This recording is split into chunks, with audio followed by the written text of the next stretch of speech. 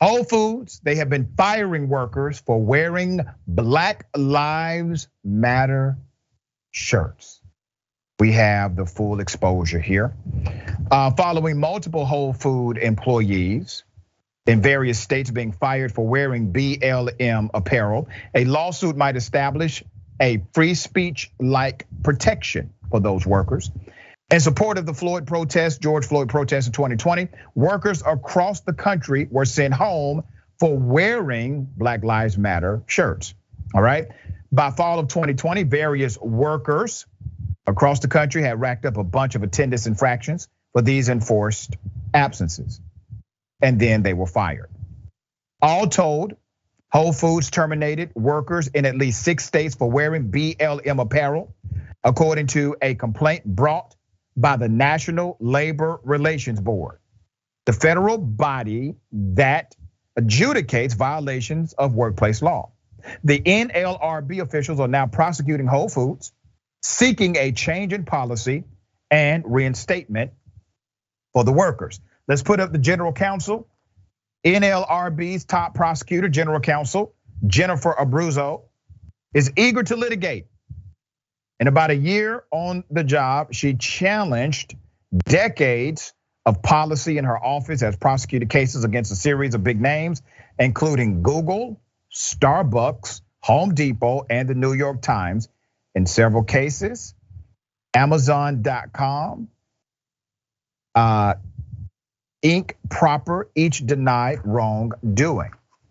So Whole Foods not only denies wrongdoing, it's also effectively putting BLM on trial. Let me give you the background to that. At one point, the president, Donald Trump, former president, referred to Black Lives Matter itself, and quote, a symbol of hate, he said. And like it or not, a significant number of former presidents' supporters share his view. Company attorney Michael Farrell said during his opening statement at the NLRB trial in Boston this spring. Yes, Farrell said Whole Foods believes Black Lives Matter, but BLM movement is controversial. Its protests have been marked by looting and violence, and the company had good reason to worry that stores would become dangerous if workers were allowed to show their support on the job. So literally simply saying Black Lives Matter, which the company says they agree with by way of this attorney. They're saying, Black lives do matter, but just don't say it somewhere. You can't say it. You can't wear a T-shirt that says it. Please don't have a mug that says it because that's too controversial.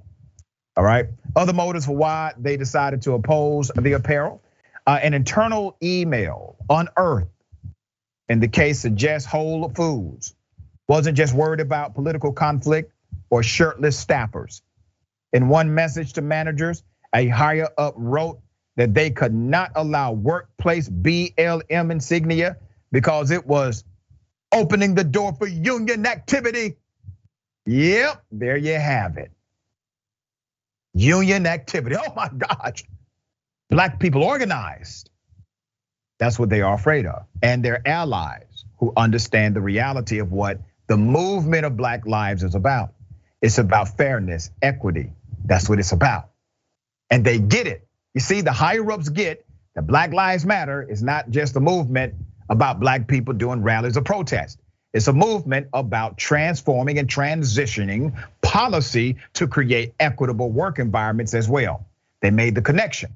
They are afraid of that because it impacts their bottom line. Ramifications, if the NLRB wins, is this: a sweeping decision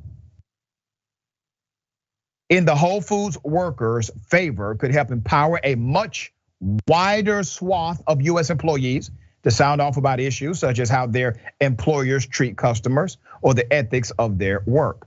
This will go a long way toward replacing the status quo, which generally executives speak and workers listen, with something closer to a phenomenon Bezos and other bosses have long said they champion: free speech. And should the attorney win a bunch of her cases, she could also make it a lot easier for workers to strike, picket, and organize with or without a union.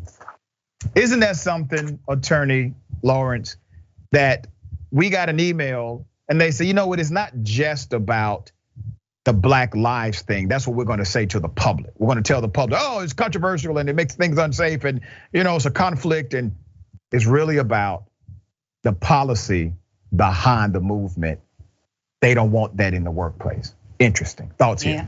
They are without a doubt telling on themselves. The reality is that they do not want to empower their workforce. And we get to see this with John Mackey. He is the CEO of Whole Foods. And just a few days ago, he had talked about how socialists are taking over. And he meant that by way of people having discussions about gun control in our society. And he made some other comments that really show he is completely and totally out of touch. But it really just speaks to the management, the leadership there, where the goal is to continue to keep their workforce oppressed, under their thumb, and without power and control. And the thing is it kind of actually falls in line with their parent company, Amazon. But that's just my thoughts. But I definitely do very much encourage people to move forward with unionization if it's necessary in order for you to be heard, to get living wages, and to get safe working conditions, because this capitalistic machine will crush you. Damn right. And here's the other thing. That same CEO of Whole Foods also complained that he can't keep workers. He literally made that complaint in the same breath. He can't recruit workers, he can't keep workers, and he called millennials lazy. No, sir, your company, your agency refuses to treat people the way they deserve to be treated. That's your issue. Staring you in the face.